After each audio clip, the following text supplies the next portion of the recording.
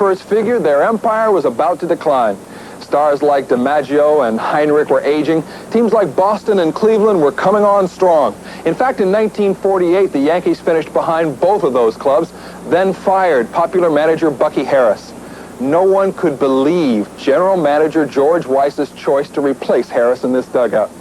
Charles Dillon Stengel, who in 9 years as a major league manager had never finished better than 5th. Yet, with a new crop of stars from the farm system, this comical, crafty old man did more for the Pinstripes than any of his predecessors. For those who doubted Stengel, Joe DiMaggio was there to lend an air of credibility. Writers picked Casey to finish 3rd without even knowing that baseball's first $100,000 player would be hurt for half the season. Still, the Yankee Clipper made 2 unexpected appearances to help beat the Red Sox, now managed by Joe McCarthy. 2 victories over Boston the last 2 days gave Stengel the pennant by a single game and his first World Series opportunity. Brooklyn was again the opposition. Game 1 was a scoreless pitching duel between Allie Reynolds and Don Newcomb. Tommy Henrich batted in the bottom of the 9th. Henrich delivered the kind of clutch blow that typified his career. Brooklyn, and especially Newcomb, never recovered as the Yankees won the series in 5. Old Reliable, as Henrich was called, was not too old and still most reliable. He was reliable. Came the 9th inning and he kept the rally alive. If he didn't drive the winning run in, he was a man on first base, he would go to right field, left field, hit and run. He'd always do something to keep the rally going. He'd always come up with some kind of a play. He played the outfield and he played first base. And he excelled at both positions. So Tommy, that's why he was called Old Reliable, because he was always doing something in the late innings.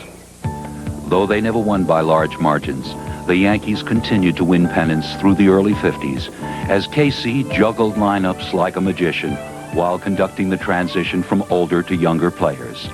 Some of his players were at their peak, like the Scooter Phil Rizzuto, the great shortstop, leadoff man and 1950 MVP, and pitchers like Vic Raschi and this man, Allie Reynolds. The Yankees got Reynolds from Cleveland for Joe Gordon, thanks to some expert advice. I was sitting there, and they were sitting 2 rows in back of me, and they were cooking up this deal. And they had agreed that Embry would be the man to go for Gordon. But before they shook hands on it, he said, wait a while. He says, there's Joe down here a couple of rows. Let me ask him, because it was just a question of Reynolds or Embry for Gordon. So when he asked me the question in front of Bill Beck, he said, Joe, who would you select? I said, well, I'd take Allie Reynolds, because Allie Reynolds was very difficult for me to hit. And he had good stuff. And that's what when the trade was made. And of course, Allie Reynolds went on to win, as you well know, for several pennants after that. And Bill Beck never forgave me. Especially when Reynolds threw 2 no-hitters in 51, and the Indians finished 5 games back. In the World Series that year, DiMaggio stepped up in the 4th game against Sal Maglie and hit a 2-run homer to help Reynolds get the victory over the Giants. No one realized that homer would be his last. The Yankees beat the Giants in 6 games, as other players now shared the spotlight with the Yankee Clipper. Actually, Joe realized he could no longer earn that spotlight on the field. I'm not Joe DiMaggio anymore, he proclaimed, and in December of 51, announced his retirement. But with youngsters like Yogi Berra around to hit late-inning homers and drive in crucial runs, the Yankees certainly weren't about to lose their edge. Yogi would be voted MVP 3 times en route to the Hall of Fame. And on the mound, Whitey Ford, a young left-hander who came up in 1950 to win 9 of 10, was also destined for Cooperstown. Of course, so was Mickey Mantle, who came up in 51 at the age of 19 and dazzled the Bronx with his speed and power. But then these young Yankees were also somewhat dazzled themselves. You're playing sandlot ball in Long Island, and all of a sudden, 3 or 4 years later, you're 2 lockers away from Joe DiMaggio, who you've idolized all your life. Opening day, there was 6,500 or 65,000 people there for opening day, and I was opening in right field and playing against Ted Williams and Walt Dropo and guys I'd been reading about all my life, and it was pretty frightening for a kid out of Commerce, Oklahoma, to be in New York City playing for the Yankees. Young Mantle would also have to replace the great DiMaggio as the club's center fielder and star attraction. But in his rookie year, Mantle played next to the legend. I was playing center field. Mickey Mantle was playing right field. And this was the coming great star of the New York Yankees. There was a fly ball hitting the World Series, and Mantle was chasing the ball, and I kept saying to him, go ahead and take it.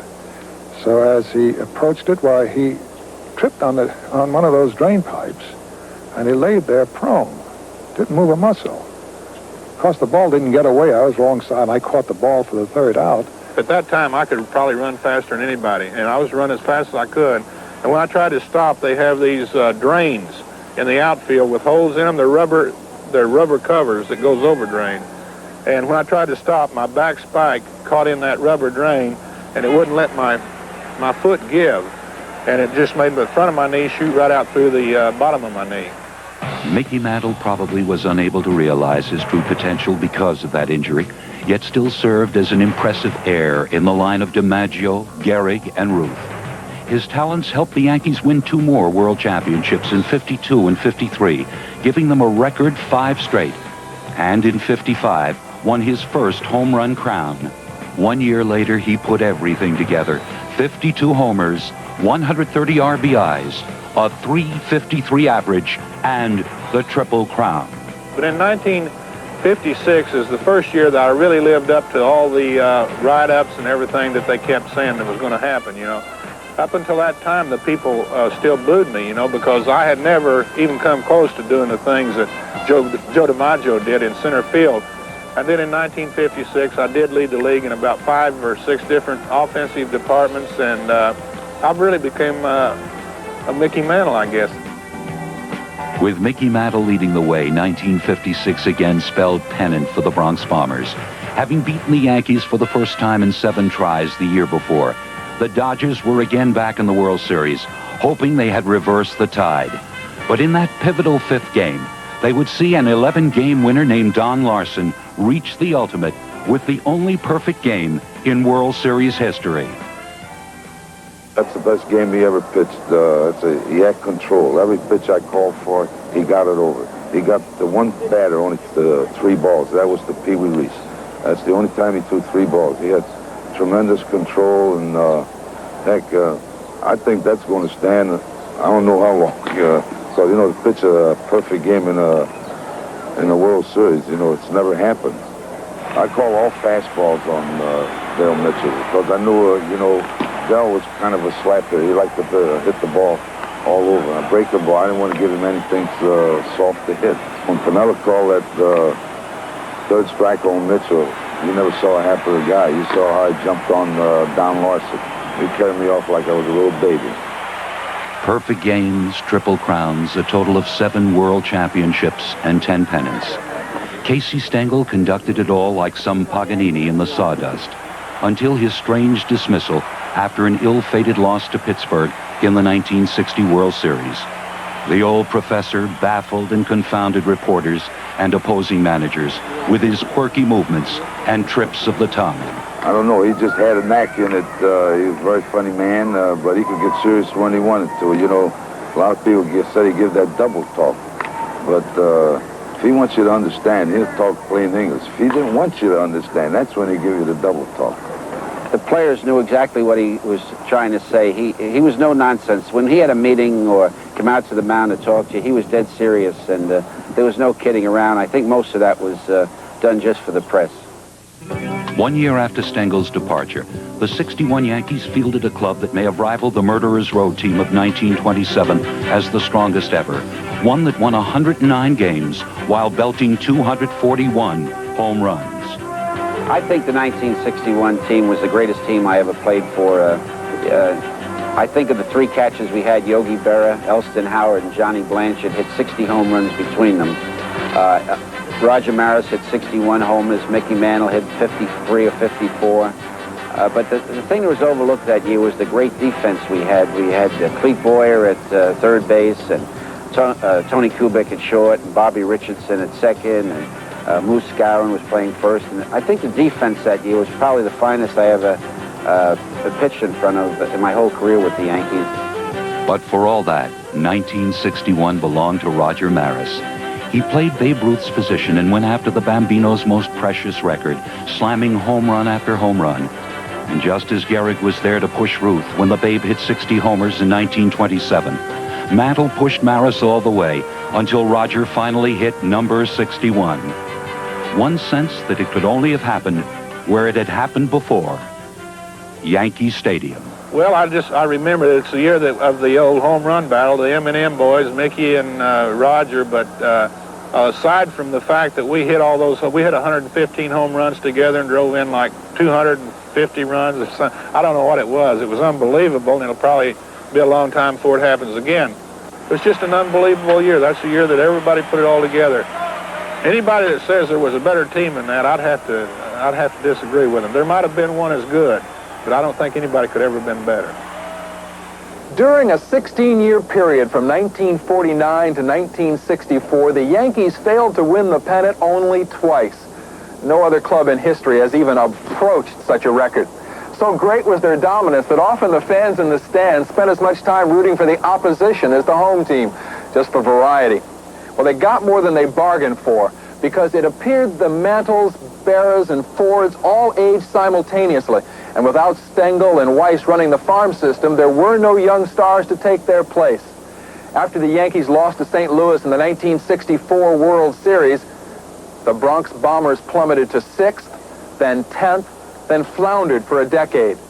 At a point, people wondered if there would ever be another flag flown here. Well, that was before a determined shipbuilder named George Steinbrenner bought the club in 1973.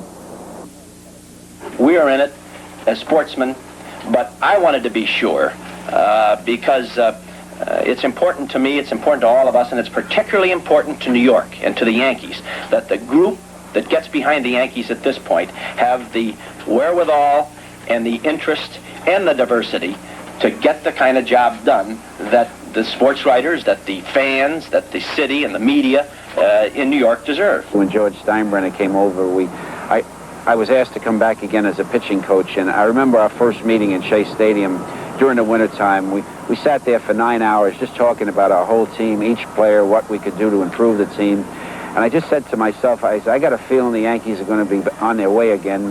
So when Steinbrenner bought the team, he almost bought a shell. You know, there wasn't very much there. And the only way you could have built the Yankees back is the way he did it. Today's Yankees, the Jacksons, Guidrys, and Winfields, receive as much attention as the Ruths, DiMaggios, and Mantles. Some say they aren't as good as the others, a debatable point that's not at issue here. The Pinstripes are still the team to beat, if only because of their incredible history. Baseball has produced only one dynasty, here in the house that Ruth built. It would take decades of success for any other team to even challenge that fact. And as you stand here in the middle of it all, you get the feeling that the men who made this happen, from the Iron Horse to the Babe, from the Yankee Clipper to the Scooter, Casey, Mickey, Yogi, Whitey Ford, would never allow it. I'm Jan Hutchins. So long from Yankee Stadium.